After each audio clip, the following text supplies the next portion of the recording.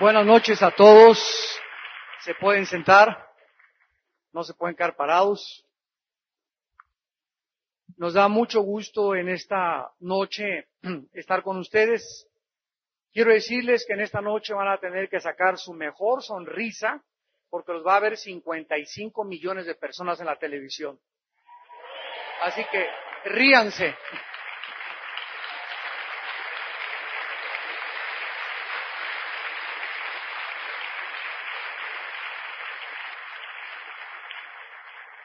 Tal vez la semana que entra, 1 o 2 semanas, este programa en esta noche, lo podrán ustedes ver a través de enlace.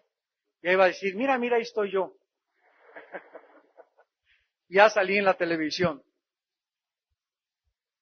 Le damos gracias a Dios en primer lugar porque vivimos en un país donde nunca como ahora se habían abierto las puertas para predicar el Evangelio. Hace 3 semanas acabamos de tener una comida en Los Pinos con el presidente Vicente Fox, aproximadamente 20 líderes que nos invitaron a nivel nacional de diferentes lados, me honraron invitándome a mí también, y el presidente nos decía que él iba a hacer todo lo posible por abrirnos los estadios, por abrirnos los medios de comunicación, y además se trató algo que nunca se había tratado. Él prometió también, ustedes saben que durante mucho tiempo se ha manejado en México, cuando los periódicos lo publican, la iglesia, y solamente se referían a la iglesia romana. Y ahora, ¿verdad? El presidente dijo, ahora ya no se va a tratar así, ahora van a ser las iglesias. Porque ahora también la iglesia cristiana evangélica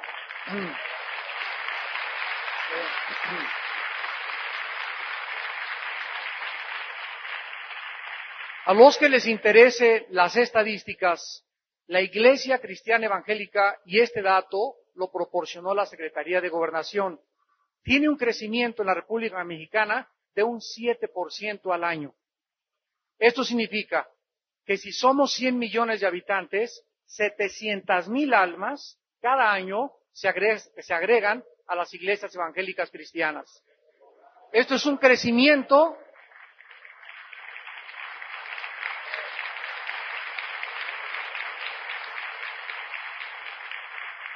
Esto es un crecimiento 3 veces más grande que el crecimiento de los municipios. Y la Iglesia Cristiana Evangélica, desde hace 5 años a nuestros días, triplicó en iglesias y en población a la Iglesia romana. 3 veces más.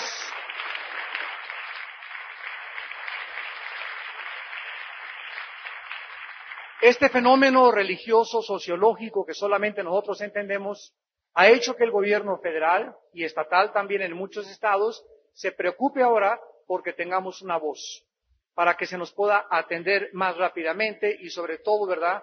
Pues los partidos políticos diferentes por los cuales tenemos que orar están muy interesados, ¿verdad?, en que nosotros participemos activamente, principalmente orando por los gobernadores.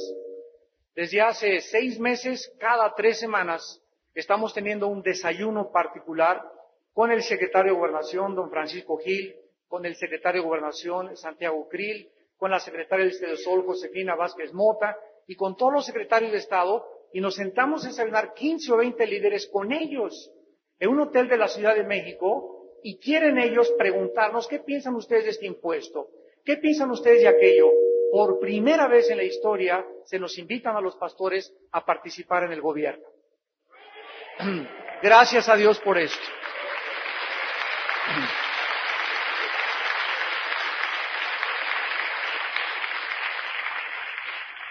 Así que yo quiero decirles a todos ustedes que vamos a participar en esta noche de esta conferencia, que se preparen.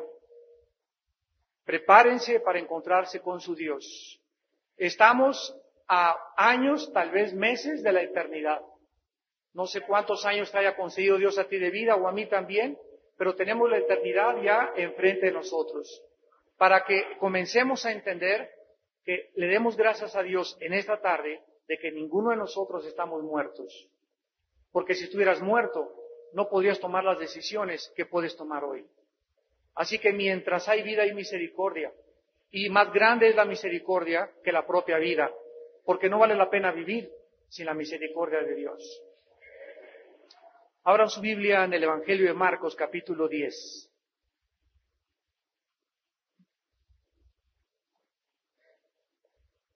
Marcos, capítulo 10, versículo 35 al 40. Quiero compartirles en esta noche algunos principios fundamentales, principios de liderazgo espiritual, para terminar con algunos requisitos que necesitan todos aquellos que aspiran al liderazgo espiritual. En Marcos 10, versículo 35 al 40, Jacobo y Juan, hijos de Zebedeo, se le acercaron diciendo: Maestro, querríamos que nos hagas lo que pidiéremos. Él les dijo: ¿qué queréis que os haga? Ellos le dijeron: concédenos que en tu gloria nos sentemos el uno a tu derecha y el otro a tu izquierda. Entonces Jesús les dijo: ¿no sabéis lo que pedís? ¿Podéis beber del vaso que yo bebo, o ser bautizados con el bautismo con que yo soy bautizado?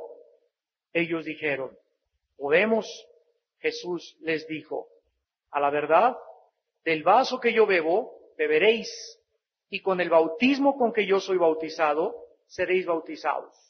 Pero el sentaros a mi derecha y a mi izquierda no es mío darlo, sino aquellos para quienes está preparado. En todas las épocas de la historia, amados santos de Dios, Dios no ha usado programas ni métodos, ha usado hombres. El Dios soberano, creador, todopoderoso, infinitamente inteligente, omnipotente y omnisciente, ha escogido en su soberanía trabajar a través de seres humanos como tú y como yo. Seres humanos débiles, frágiles, para que su tesoro esté en vasos de barro y para que la gloria sea toda para Él. Pero a través de todo este liderazgo que ha existido desde que Dios comenzó a levantar a la nación de Israel, es importante que nosotros sepamos que hemos sido llamados para ocupar una posición en esta vida, y no importa que tú no seas pastor algún día o líder espiritual, pero siempre serás el líder de tu casa. Porque si somos padres de familia, y creo que todos los hombres vamos a llegar a ser padres de familia, yo ya tengo, 5 hijos, entonces nosotros tenemos que entender que somos líderes de nuestra casa. Y tal vez una persona crea que el líder espiritual es simplemente ser un evangelista, un apóstol, un profeta, un pastor o un maestro en la escuela dominical. Pero líder es aquella persona que Dios la usa para dirigir a otros. Y debemos de comenzar los líderes con nuestra propia casa. Este verdadero liderazgo espiritual es cada día más difícil de encontrar en nuestra época, porque la influencia del mundo está penetrando cada vez más dentro de las iglesias. Y es importante recordar que el liderazgo del mundo y el liderazgo espiritual son completamente distintos, ya que en el liderazgo del mundo se utilizan y se alaban las habilidades naturales, y en el segundo, que es el poder de Dios, operando en la vida de seres humanos consagrados a Él. Marquen ahí en el libro de Marcos, por favor, porque vamos a regresar. Y vamos a la segunda de Crónicas, segundo libro de las Crónicas, capítulo 16, versículo 9, para poder constatar esta verdad. Dice en segunda de Crónicas 16, versículo 9. Porque los ojos de Jehová contemplan toda la tierra para mostrar su poder a favor de los que tienen corazón perfecto para con Él. Veamos aquí algunas palabras importantísimas a los que les interesa escribirlas en el original hebreo. Aquí cuando dice la Biblia para los que tienen un corazón perfecto, la palabra perfecto es shalem. Shalem, que significa maduro, completo, íntegro o cabal. Dios está buscando hombres y mujeres de integridad, hombres y mujeres maduros, que ya no sean niños en Cristo, que ya como dice la Biblia en Hebreos, después de tanto tiempo tenéis necesidad de que se les vuelva a enseñar los rudimentos de la fe, cuando deberían de ser maestros y tenéis necesidad de leche y no de alimento sólido. Entonces Dios está buscando hombres y mujeres que no se conformen en llegar a un nivel de espiritualidad donde digan, bueno, aquí se acabó la vida cristiana, sino que anhelemos subir más y más y más y más y más, y lo importante que es nosotros como líderes darle al pueblo de Dios un alimento fresco. Actualmente no se está alimentando a las ovejas con comida fresca, porque cada día más y más líderes en las casas, en las iglesias, no viven en la palabra, no memorizan la palabra, no estudian la palabra, no se sumergen en la teología y se quedan con dudas y se quedan con problemas que nunca jamás han podido resolver por su falta de estudio, por su falta de dedicación, por su falta de convicciones, por su mediocridad espiritual. Dios no te va a forzar a que pases de la primaria a la secundaria. Si te quieres quedar en primaria, quédate en primaria. Si te quieres quedar en la preparatoria y no estudiar una carrera, no hay ningún problema. Esa es tu decisión o mi decisión. Dios nos ha dado un libre albedrío y una responsabilidad para que nosotros podamos decidir por nosotros mismos qué es lo que queremos de Dios y cuánto queremos de Dios. Esta palabra, shalem, maduro completo, la acompaña otra palabra que es poder. Los ojos de Jehová contemplan la tierra para mostrar su poder. Y aquí se usó la palabra chazak en el hebreo, que significa esforzar, fortalecer, infundir vigor, fuerza, ánimo. Veamos ahora el cuadro con un poco más de raíces etimológicas más claramente. Dios está buscando desde el cielo cristianos que estén madurando para animarlos, fortalecerlos, infundirles un valor y un poder que no es inherente de nuestro propio corazón. Dios cuando te ve que estudias la Biblia, que tienes una vida dedicada de oración, que en las mañanas le dedicas de 5 a 6 de la mañana o de 6 a 7 de la mañana estar en la palabra, a esas personas que Dios ve que en la mañana y en la noche, de día y de noche, meditan en su libro de la ley, a esas personas Dios les fortalece, a esas personas Dios les infunde ánimo. ¿Cómo podríamos seguir en la vida cristiana si no fuera por el poder y la fuerza de Dios? La vida cristiana tiene tantas frustraciones, tiene tantas desilusiones, vemos tanta hipocresía en muchos lados, oímos que por acá y oímos que por persecuciones, calumnias, malos entendidos, pero nosotros tenemos que pagar el precio, porque hay cristianos, porque hay líderes que están sucumbiendo y están cayendo, porque están tratando de vivir la vida cristiana en sus propias fuerzas. No están siendo infundidos y no están todos los días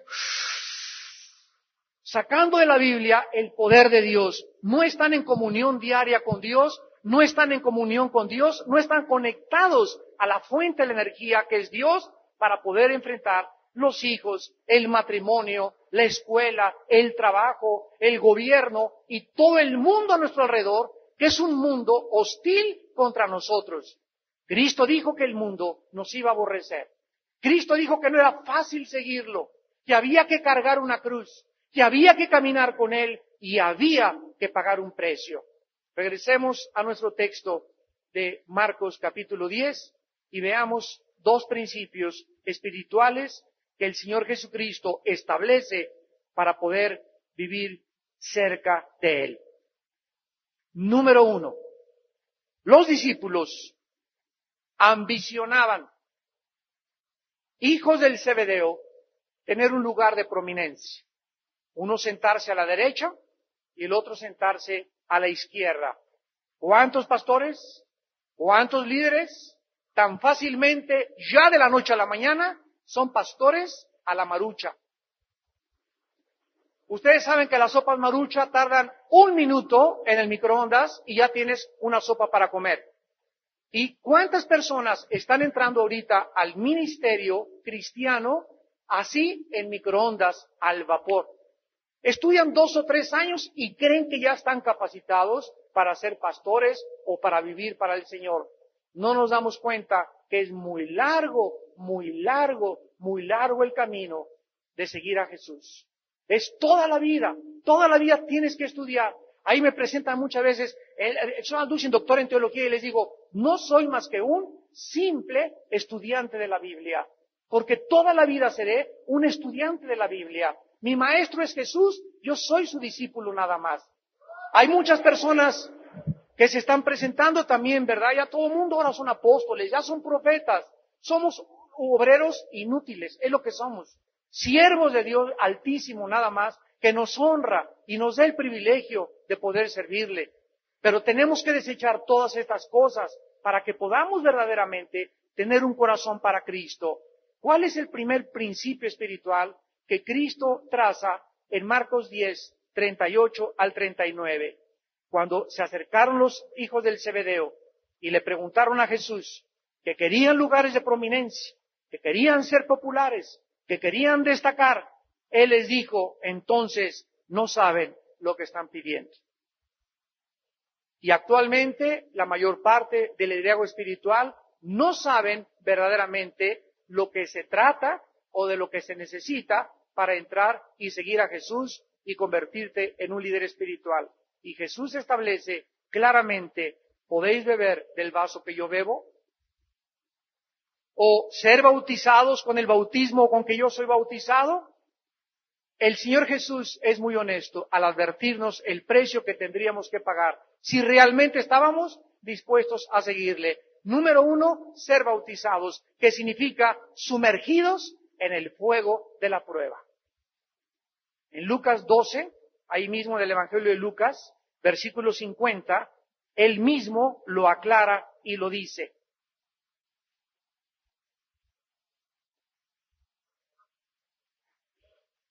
En Lucas 12, versículo 50, Jesucristo dice estas palabras.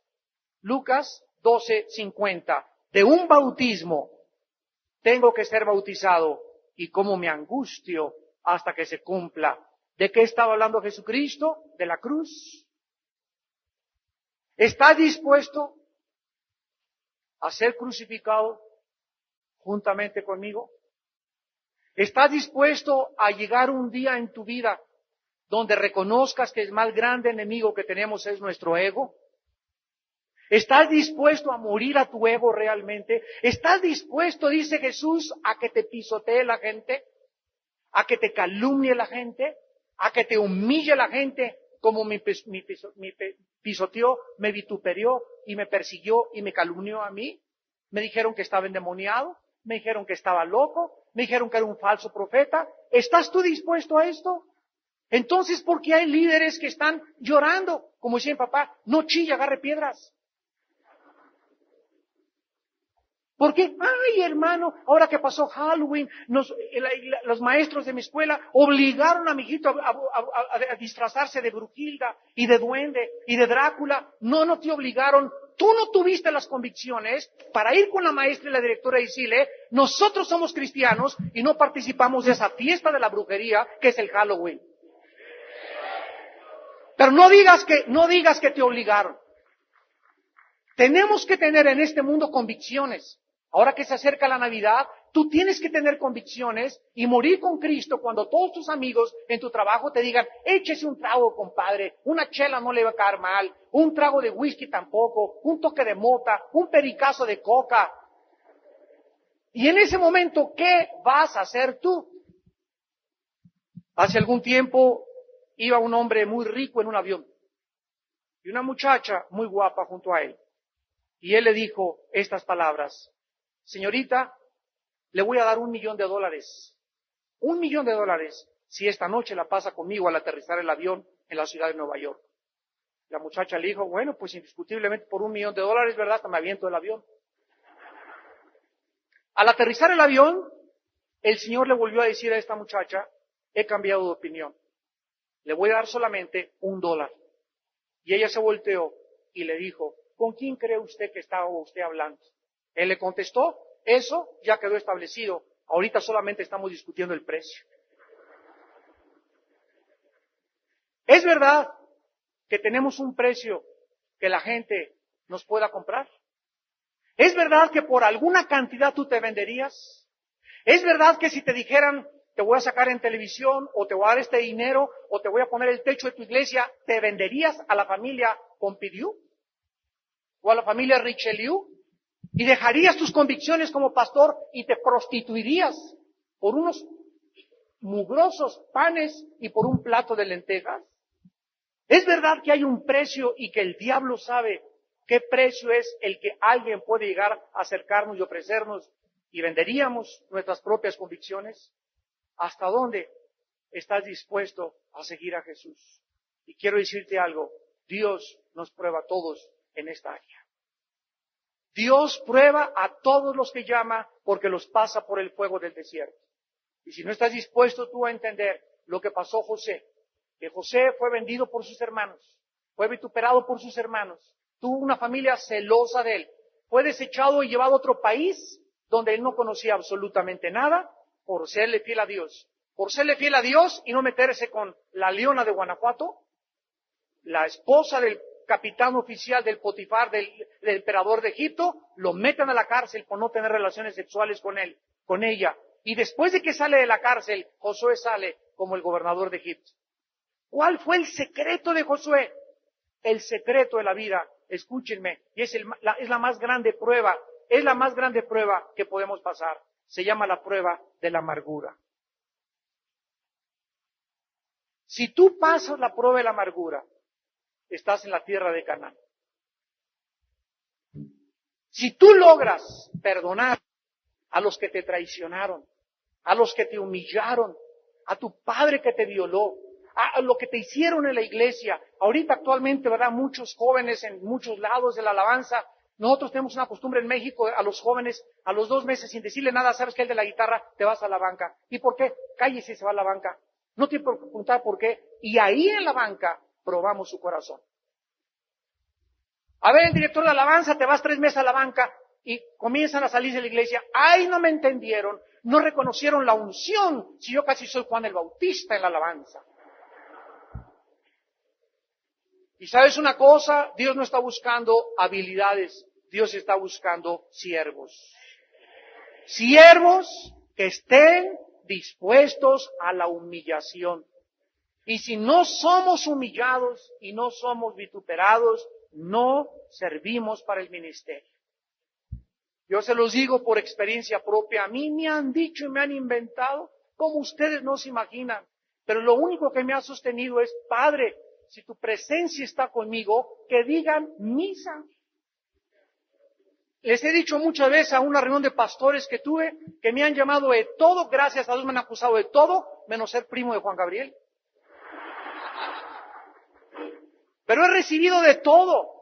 Me inventaron que tenía 5 esposas, que bueno, no se imaginan cuántas cosas. Pero cuando nosotros tenemos el corazón delante de Dios, es Dios el que nos conoce. Bendice a los que te calumnian. Tú sigue adelante, tú sigue adelante. Dice Pablo, de ninguna cosa hago caso, ni estimo preciosa mi vida, con tal de acabar el ministerio de la gracia de Dios. No hagas caso la vida cristiana es como ir por este pasillo, somos bofetadas y sufrimos insultos. Y si te quedas en el camino, ay, ¿qué me hiciste? Ay, ya no quiero caminar. Ya me lastimó mi corazoncito. Y hay personas que ahí tienen ya 3 meses amargadas porque le hicieron cara de fuchi. En lugar de seguir caminando en la vida cristiana, ahí interrumpen su vida cristiana porque se amargan. ¿Cuántas familias van de iglesia en iglesia? Buscando a alguien que no sea ese pastor que les habló tan duro y los exhortó porque están amargados. Y quieren servir a Dios, pero con un Dios a su manera. Quieren servir a Dios, pero con un Dios hecho e inventado por sus corazones. Y el Dios de la Biblia es un Dios celoso, que nos demanda todo o nada. Y tenemos que entender esto. ¿Quieres realmente seguir a Jesús? ¿Estás dispuesto a ser bautizado con lo que Él fue bautizado? Pasar el fuego de la prueba y acabar diciendo, como dice Gálatas 2:22, el apóstol Pablo, con Cristo estoy juntamente crucificado y ya no vivo yo. ¿Tú has tratado de darle una patada a un muerto y que el muerto te haga así? Entonces no está muerto. ¿Qué significa que estamos crucificados con Cristo? Que el día que dejemos de reaccionar a lo que la gente nos dice es cuando nuestro ego ha muerto al Señor. Cuando ya no seas tan hipersensible a la crítica. Ay, me dijeron, ya me voy de la iglesia. El pastor predica muy duro. Hasta que tú no dejes de entender que necesitamos eso, porque necesitamos una buena cueriza de vez en cuando, para entender realmente lo que significa la disciplina de Dios. Y no es el pastor, no es tu papá, no es las autoridades, ellos son instrumentos de Dios para nuestra vida. Si tú, por ejemplo, como joven, no dejas que tus papás sean los que te disciplinen y te rebelas con ellos, Dios te respeta. Muy bien, hijita, entonces va a ser tu marido el que te va a aplacar. Y si no es tu marido, va a ser tu segundo marido. Pero en la vida tenemos que tener una autoridad, porque el primero ya lo enterró. Tenemos que tener una autoridad para que entendamos que debemos estar sujetos unos a otros. La obediencia y la sujeción es algo de lo cual nosotros debemos de recordar. Y en segundo lugar, en Marcos 10, versículo 40, tenemos un segundo principio espiritual establecido por Jesús. El sentarse a mi derecha y a mi izquierda no es mío darlo, sino aquellos para quienes está preparado. Ya vimos, número 1, que en el liderazgo hay un precio que pagar. Y número 2, en el liderazgo existe la soberanía de Dios. Las posiciones de liderazgo, los ministerios son asignados de una forma soberana por Dios. Yo no escogí ser predicador, ni pastor, ni evangelista. Yo no lo escogí. Yo pertenecí primero a la iglesia romana, quería ser cura a los 13 años de edad, y acá estuve en el noviciado 1 año, me decepcioné grandemente de esta ideología, me fui al otro lado, me volví ateo. Y de los 14 casi hasta los 19, 20 años de edad, milité en el Partido Comunista Mexicano. 3 veces me metieron en la cárcel por mi ideología comunista. En aquel tiempo, en la época de los 60 y de Tlatelolco, era una cosa tremenda y una persecución contra todo aquel que militara en el Partido Comunista. Ahí me humillaron en la cárcel, ahí me vituperaron, salí con un odio de esa cárcel. Y de la penitenciaría en México, estuve 3 meses, salí con un odio a las autoridades, odio a mis padres, odio a todo el mundo, cuando mi hermano Alejandro me estaba esperando y me dijo, Armando, mírate cómo estás. ¿A qué amo estás sirviendo? ¿Quién es tu ideología? ¿Carlos Marx? ¿Tú crees que la dialéctica materialista es la respuesta para el mundo? Y le dije, mira, yo sé que andas ahí de hippie con Dios, yo no quiero saber nada de Dios, ni ninguna religión. Mi hermano me contestó, no te vengo a hablar de ninguna religión, te vengo a hablar de un hombre llamado Jesús. Y ese hombre, Jesús, tú no lo conoces, porque nunca has leído la Biblia. Y en ese momento, cuando me dijo eso, recordé que nunca en mi vida religiosa me habían enseñado la Biblia. Nuestros padres fueron religiosos y sinceramente religiosos, pero sinceramente equivocados. Y cuando mi hermano me desafió a leer la Biblia, llegué a Juan 14:6, donde Jesús dice, yo soy el camino, yo soy la verdad, yo soy la vida. Nunca en mi vida. Yo había estudiado filosofía, estudié ciencias políticas, algo de psicología, me gustó mucho la filosofía toda mi vida y nunca me había encontrado que ni Hare Krishna, ni Buda, ni el Dalai Lama, ni Mahatma Gandhi, ni Alá, ni Mahoma, nadie había dicho en la historia, yo soy la verdad, yo soy el camino y la vida eterna. Y cuando me enfrenté con ese hombre llamado Jesús, dije, o este hombre es un psicópata, lunático, esquizofrénico, paranoico, o él es lo que él dijo ser. Pero que nadie venga y diga, fue un gran maestro de la moral, fue un gran iluminado, porque él no nos da esa opción. Él dijo que no era uno más de los grandes hombres, él dijo que el Padre y él eran la misma persona.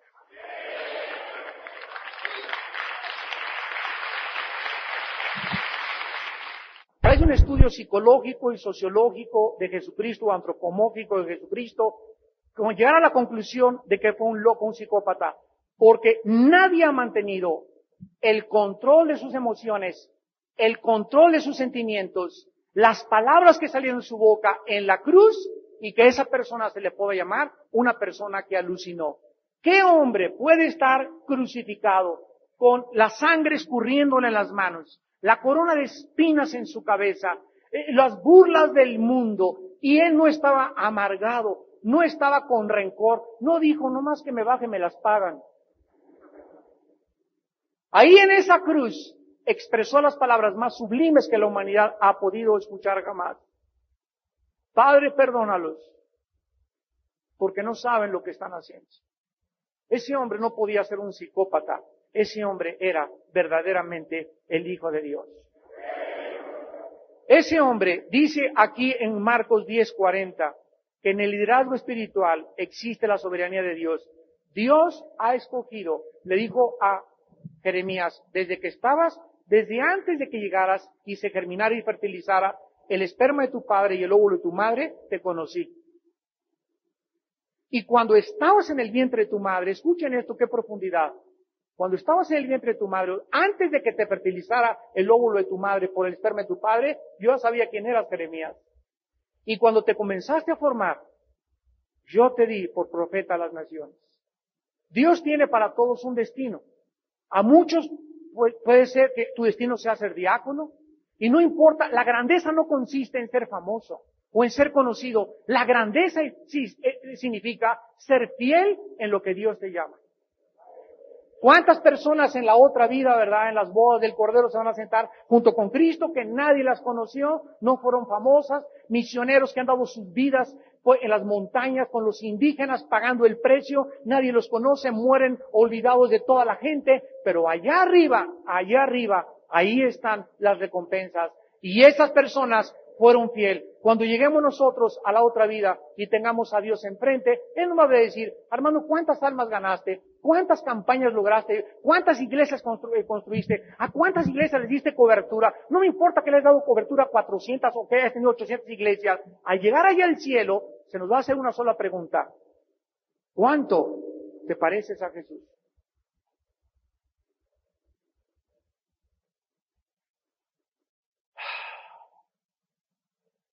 A Dios le importa más lo que somos que lo que hacemos.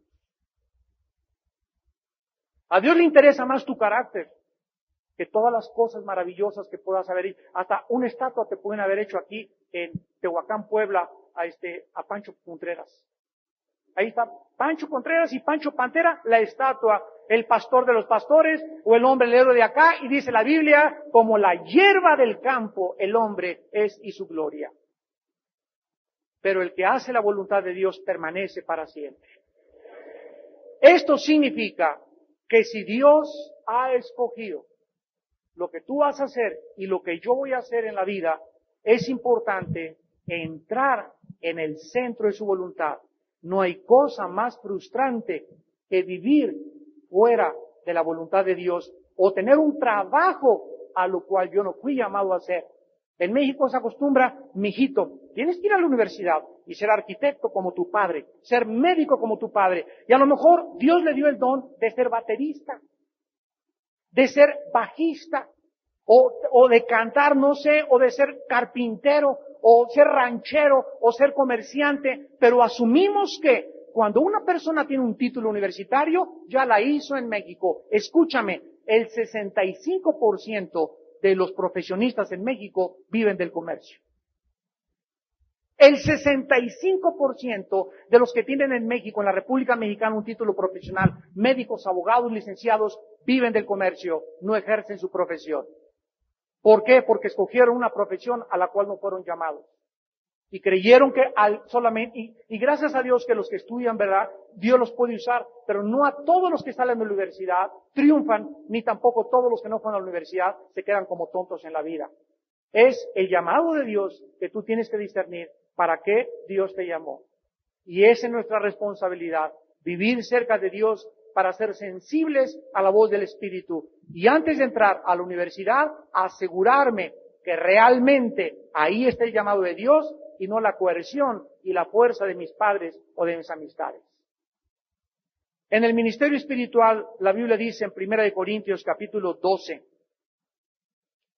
que como Dios es soberano, y Él escoge, Él nombra y Él coloca, así es la iglesia. Una vez me preguntaron, ¿Por qué no todas las iglesias evangélicas cristianas se unen en una sola? Y les dije porque tendríamos un papa. No nos conviene. Gracias a Dios, ustedes saben lo que significa la palabra universidad. Significa diversidad de profesiones dentro de un recinto que es la unidad. O sea, en un solo recinto hay diferentes abogados, licenciados, filosofía, etcétera, etcétera. Universidad, diversidad dentro de la unidad. Dentro de la iglesia cristiana, Dios quiso soberanamente que los presbiterianos fueran la oreja, los bautistas fueran la otra oreja, los pentecostales tal vez los pies, los carismáticos la nariz, pero nos damos cuenta que todos, mientras creamos en las doctrinas esenciales, la salvación por la gracia, nada más, sin agregarle ninguna obra absolutamente a la obra de la cruz. Si creemos que es en la sangre de Cristo la salvación, si creemos que la Biblia es la palabra de Dios y que no hay nada que agregarle ni quitarle a la palabra de Dios, si creemos en la resurrección de los muertos y creemos que a los 3 días Cristo resucitó y que Él es el Hijo de Dios, Dios en la carne, no me importa que te llames metodista o que te llames nazareno o que te llames pentecostal o que te digan aleluya, eres mi hermano en Jesús. Somos hermanos en Jesús.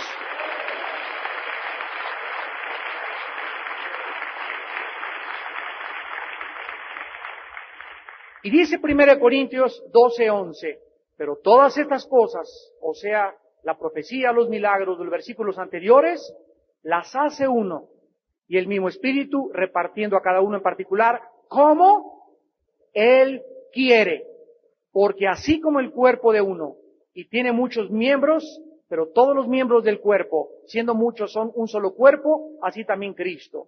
Además, versículo 14, el cuerpo no es uno solo miembro, sino muchos. Y ya continúa Pablo diciendo, ¿verdad? Uno es la oreja, otro es la nariz. El día que una iglesia, escúchenme pastores y líderes, el día que alguno de ustedes se crea que es mejor que los hermanos bautistas o que los pentecostales o que Amistad Cristiana o que Vida Nueva para México, en ese momento caemos en la soberbia. Y en ese momento perdemos la unción. Porque la Biblia dice aquí en este pasaje que nos debemos de preocupar por los miembros más débiles del cuerpo. Y muchas veces yo me he encontrado en tantos congresos donde, los bautistas, los presbiterianos, cállate la boca porque estás hablando contra tus hermanos. Y sabes una cosa, aquí dice también que Dios colocó a los miembros del cuerpo como Él quiso. Entonces, a Dios le dio la gana que tú te fueras a la iglesia bautista, a otros los puso en la iglesia de Dios, a otros los puso en Vida Nueva, a otros en Amistad Cristiana. Es el Espíritu Santo el que reparte como Él quiere y el que coloca a los miembros en el cuerpo que Él quiere. Y tenemos que entender esto para despojarnos de toda soberbia y de todo orgullo denominacional. Si no tenemos esta humildad de saber que sabe una cosa, nos necesitamos. Nos necesitamos unos a otros. Nos necesitamos entrañablemente. Nos necesitamos amar entrañablemente. No nos vamos a poner de acuerdo aquí abajo. Unos creen que las lenguas sí, otros que las lenguas no. Otros que los cristianos creen en demonios, otros no lo creen. Otros creen que el bautismo del Espíritu Santo es al principio, otros que después. En esas cosas, ¿verdad?, que no son esenciales para la salvación. Otros creen que el rapto viene antes de los 7 años, otros que a la mitad, etcétera, etcétera. Son doctrinas no esenciales, son doctrinas secundarias. Y allá arriba ya no nos vamos a pelear y nos vamos a dar cuenta que a todos nos faltaba parte de la verdad.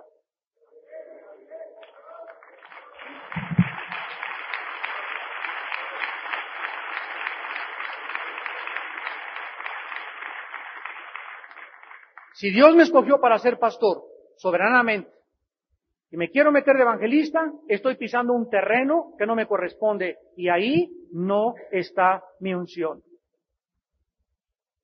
Si tú quieres ser un predicador que Dios te llamó para predicar con fuerza y con penetración y con ardor del Espíritu Santo y te pones y cambias tu ministerio para solamente pedir dinero y pedir dinero y pedir dinero, pierdes la unción. Tú tienes que entender para qué campo de autoridad estás tú ungido. Yo llego a un lugar aquí como Tehuacán, Puebla, y en ese momento me encuentro en un terreno que no es mi autoridad. Vengo invitado por los pastores de aquí Y vengo no a hacer lo que yo quiero, ni a despertarme a lo que yo quiero, ni comer donde yo quiero. Vengo a meterme debajo de la sombrilla de la autoridad de mis hermanos, porque en el momento en que piso un terreno donde ellos son la autoridad, si yo estoy bajo su autoridad, tengo unción. Ahorita hemos llegado al grado, créanmelo, me han hablado de muchos lados. Hace una semana le decía a mi esposa, hablaron de un país sudamericano. Hermano, por favor, queremos una campaña aquí en el estadio de no sé qué cosa. Así con mucho gusto. Y me preguntan, ¿cuántos son sus honorarios? Y les dije, ¿qué cosa? ¿Que cuántos son sus honorarios? Y le dije, ¿cómo es posible que me pregunten que cuánto voy a cobrar? Es que aquí ya todos los evangelistas que vienen nos cobran $500 la noche. Y les dije, son mercenarios, han prostituido. ¡Ay de mí!, dijo Pablo, si no predico el evangelio. Yo no les cobro absolutamente ni un quinto. Páganme el avión y páganme el hotel y denme lo que quieran de ofrenda.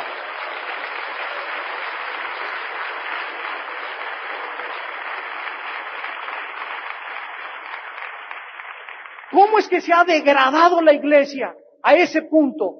Y les dije a esos pastores, ustedes tienen la culpa por invitar a esos mercenarios. Porque no son predicadores, son mercenarios. Que venga un músico a cobrarme a la iglesia, no lo invito. ¿Sabes una cosa? Vamos a recoger una ofrenda y lo que querramos te vamos a dar por fe. Y si no te gusta la ofrenda y tú tienes fe en Dios, Dios te va a compensar por otro lado. Pero tú vive y confía en el Señor.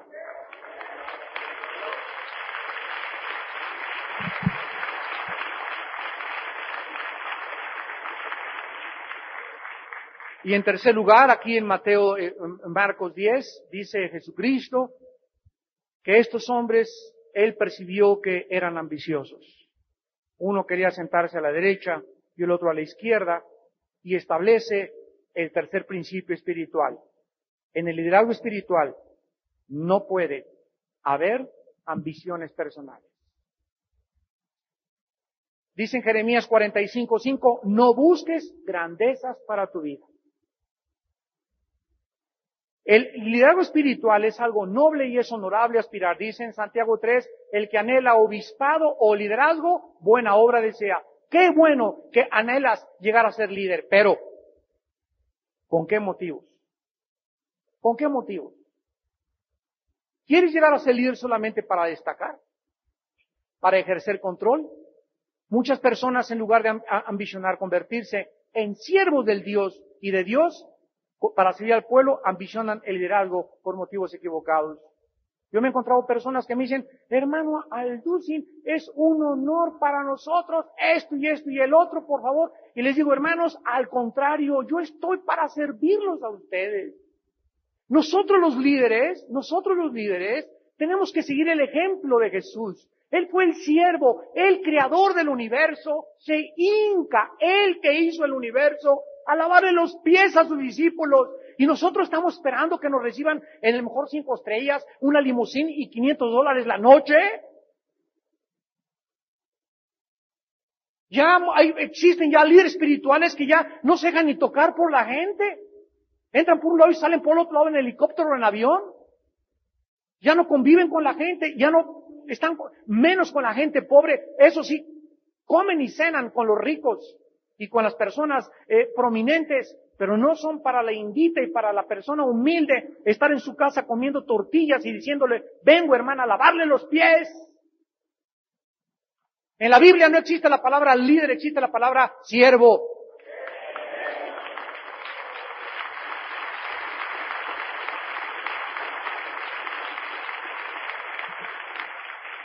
La palabra ambición significa 4 cosas en el original griego. Número 1, deseo de ser promovido. ¿Cuántas personas están pagando por promover sus nombres para ser populares? Por favor, publiquen hacen un libro y ponen su foto tamaño caguama en la portada. Pongan un póster del tamaño de aquí al techo, como tipo Saddam Hussein. Son ahijados de Hussein. En segundo lugar, significa ser visto y aprobado por los hombres. Dice en Gálatas 1:10 que si nosotros buscáramos agradar a los hombres, no deberíamos ser llamados siervos de Cristo. Nunca trates de quedar bien ni con tu congregación ni con tu iglesia, contando demasiados chistes y nada más puro dulcecito y pura mielecita y nunca te cuereas a tus ovejitas. Porque en la iglesia hay 3 tipos de personas. Hay ovejas, hay cabritos y hay lobos. A las ovejas hay que curarlas y darles de comer. A los cabritos hay que zarandearlos y mostrarles, ¿verdad?, que no tiene la salvación. Y a los lobos hay que cazarlos con escopeta. Porque en todas las iglesias no hay una sola donde no haya personas que son lobos rapaces, que se meten a sembrar semillas de confusión, semillas de división. El otro día llegó una hermana allá a nuestra iglesia y me dice, hermano Alducin, vengo de no sé de dónde, tengo todos los dones y toda la unción del Espíritu Santo. Y dije, cálmate, Santa Catarina. Le dije, qué bueno, hermana, que tenga usted todos esos dones. Le ganó la Madre Teresa también. Pero ¿sabe una cosa? Porque vengo a la iglesia y necesito un puesto aquí, ¿verdad?, prominente. Le dije, mire, si usted viene a la iglesia y tiene todos los dones, la voy a mandar, en primer lugar, 3 meses a lavar los baños. ¿De veras es usted Santa Catarina? ¿De veras le dicen a usted la Débora de Tehuacán? ¿De veras dice usted que usted tiene palabra de Dios y ungida de Dios? Y la segunda cosa que le hice para probarla es, ¿verdad?, ¿cuántos versículos de la Biblia sabe memorizado? Porque si usted es profeta de Dios, los profetas de Dios hablan, profetizar es hablar conforme a la palabra y a los oráculos de Dios. Y si usted es un profeta de Dios, usted tiene que tener la palabra de Dios morando en su corazón y memorizando diario. Dígame por favor un salmo de memoria. De perdiz el Salmo 91, el Salmo 23. La hermana no pudo, quién sabe si hasta a lo mejor ni hermana era. Pero la iglesia está llena de personas, hermano, me dio Dios una profecía, que te vas a casar con esa muchacha, que vas a salir de este lugar, que te va a pasar esto, que te va a pasar aquello, y somos guiados por el Espíritu de Dios en la palabra. Cuídate cuando alguien te diga, tengo una palabra de profecía, y la palabra que te están dando no es de la palabra y no está en tu corazón. Si alguien llega ahorita y me dice, hermano, tengo una palabra para usted, y me dicen, el Señor es fortaleza en tiempo de la angustia, en ese momento digo, Padre, gracias, porque fue una palabra de profecía, porque en mi corazón sé que yo necesito en esta noche esa palabra. Es cuando distinguimos y discernimos cuando viene de Dios y cuando no viene de Dios. Tengamos cuidado con eso. El Espíritu me dijo que usted va a ser el pastor, que usted van a salir ríos de agua viva y que esta iglesia va a ser por aquí y por allá. ¿Sabes una cosa? Que Dios nos guía paso a paso según su voluntad. A Dios no le interesa decirme lo que voy a hacer yo en 4 o en 5 años. A Dios le interesa que hoy yo sea fiel. La palabra ambición significa tener un deseo desmedido por el dinero. Repito, ¿cuántos predicadores y cuántos músicos están cobrando por actuar? ¿Cuánta gente está dentro del ministerio con los motivos equivocados? Y se convierte en un mercado la casa de Dios. Cuando alguien me dice, si usted me manda 100, a veces que un día me llegó un sobre, y el sobre decía, por favor, pongan un círculo, y decía así, $20, $50, $75 y $100. Y yo dije, ¿y por qué no 8.50? ¿Y por qué no 4.50? Porque a lo mejor es lo que yo tengo. ¿Por qué alguien me va a decir que tengo que mandar o 20 o 50 o 75 o 100? ¿Por qué cuando dice la Biblia, Dios ama al dador alegre, cada quien de como propuso en su corazón? Cuidémonos de ser coercionados u obligados. Y también abajo en el sobre dice, y si me mandas tu diezmo, la maldición se irá de tu casa. O sea, comprando verdaderamente las bendiciones y las maldiciones de Dios y vendiéndome y diciéndome que de acuerdo a mi diezmo, las maldiciones se van de mi casa. Otras veces me dicen, aquí está un trapito ungido por Juan Diego. Y en cuanto usted me mande $50, ese trapito va a llegar a tu casa, lo pones en tu almohada y no vas a tener nunca dolores de cabeza. ¿Saben ustedes cómo se llama esto? Eso se llama brujería. Mi fe no está en un trapito, mi fe está en Jesús.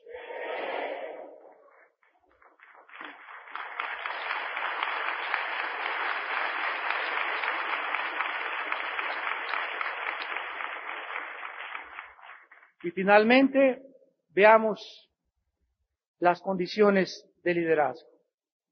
En primer lugar, la iglesia actual necesita líderes que conozcan la debilidad de su carne. Marcos 14:38. Líderes que conozcan la debilidad de su carne. Orad y velad para que no caigáis en tentación. La carne es débil, débil, débil, débil, débil, débil, débil. Un hombre de Dios o un futuro líder espiritual descubre que dentro de su corazón hay un mundo de maldad. Me doy cuenta que en cuanto me descuido ya perdí el estilo. Yo les he dicho a los hermanos y le digo a mi esposa que inmediatamente cuando algún día no oro el tiempo que Dios me ha llamado a mí estar en su presencia, a las 11 de la mañana me doy cuenta que mi carne ya está por acá tratando de salir. Que no se me atraviese alguien en el carro porque me bajo y hasta un trompo me echo con él. Ay, hermano, pero usted es pastor, pero no soy querubín. Yo me conozco a mí mismo. Yo sé que dentro de mí hay un mundo de maldad y de tentaciones también. Y que la única forma en la que yo puedo vencer es no confiando en mi carne. ¿Qué significa esto? Un hombre de Dios vive de rodillas. Velad y orad para que no caigáis en tentación. Un hombre de Dios no le da consejería a mujeres solas. No hay cosa más peligrosa para un varón de Dios. A ver, doña Blanquita, véngase aquí recárguese, aquí véngase para acá. A ver, un pañuelito, a ver, aquí chille aquí conmigo. En el momento en que un hombre de Dios se involucra emocionalmente con una mujer, perdió. Doña Lupita está muy triste, mire, ahí está mi esposa. Yo no le doy consejería a usted, a menos que esté mi esposa. Pero si usted está sola conmigo, nunca lo voy a aceptar. Y menos si usted me invita a su casa y pregunto, ¿no ha estado un Pancho? No está, no entro a su casa. Pero es que lo necesito, pues aunque le pique una lacra, no entro con usted dentro de la casa. ¿Por qué? Porque la carne es débil. Un hombre de Dios no puede andar coqueteando con las del coro. No puedes andar jugando con el pecado. Un hombre de Dios no sube a su coche a una mujer que no sea su esposa. Es que quería un aventón, le pago el taxi. Pero no quiero que alguien diga, ¿verdad? Hay cosas que parecen buenas y buenas que parecen malas. Porque voy a querer que comience un rum o un rumor utilizando el diablo porque ya me han visto demasiado con esa mujer. Esto es lo que significa que se necesitan líderes que conozcan la debilidad de su carne. Un grupo de novios o una pareja de novios que conozcan su carne no salen juntos sin la Biblia. Una Biblia grandota así de 5 metros en medio. Ora antes de salir con tu novia. Padre, guárdanos, Señor. Padre, antes de salir con mi Carmelita, con mi Lupita, con mi Chencha, ¿verdad? Te pido, Padre Santo, que me des la fuerza y, Padre Santo, no la voy a tocar. Y que ella quiere que agarre la mano y que se la pongas. ¿Sabes una cosa? No vale la pena esa muchacha. Si es una muchacha que anda buscando que le ponga las manos, no va a ser tu futura esposa ni la madre de tus hijos. Dios tiene para ti una verdadera hija de Dios. No pierdas el tiempo con este tipo de muchachos.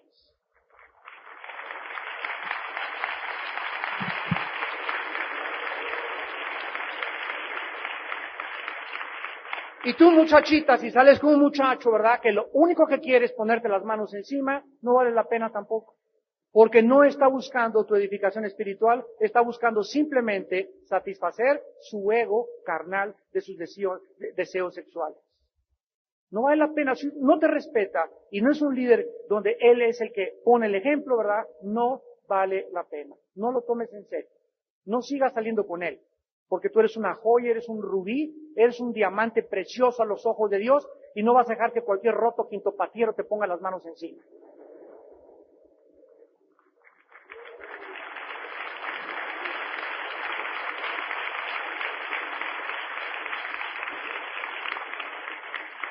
Dice Proverbios 6, 27 y 28.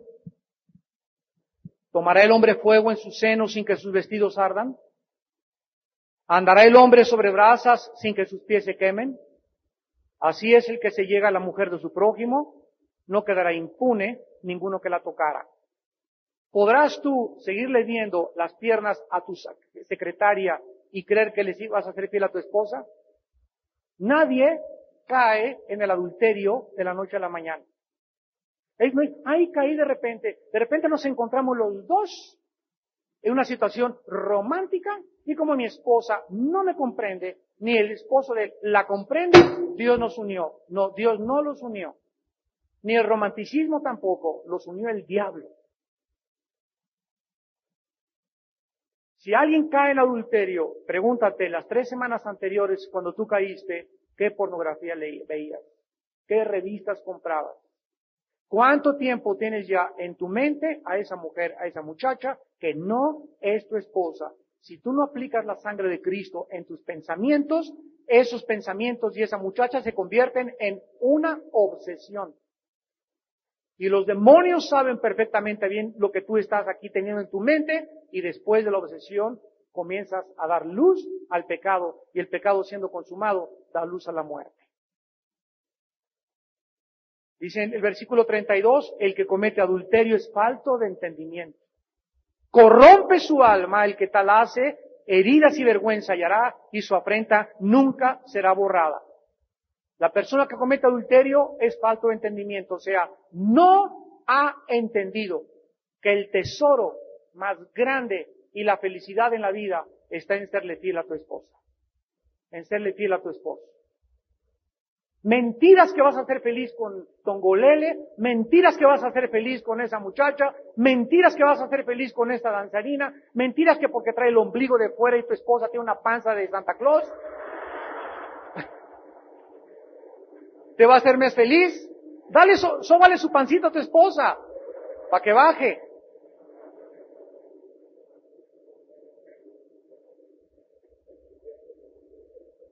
Pero el pecado es un engaño. Apunten 3 cosas del pecado. El pecado te llevará más lejos de lo que creíste te llevaría. Número 1.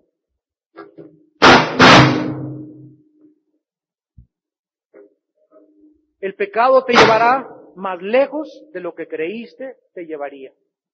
Número 2, el pecado te cobrará más caro de lo que pensaste que ibas a pagar. Y número 3, el pecado te mantendrá más tiempo de lo que pensaste te mantendría. Vuelvo a repetir, número 1, el pecado te llevará más lejos de lo que creíste te llevaría. Comenzó con un besito y la mano agarró. Así dice la canción, ¿verdad? Tú no sabes que comenzando a mirar a una mujer, no sabes hasta dónde vas a llegar.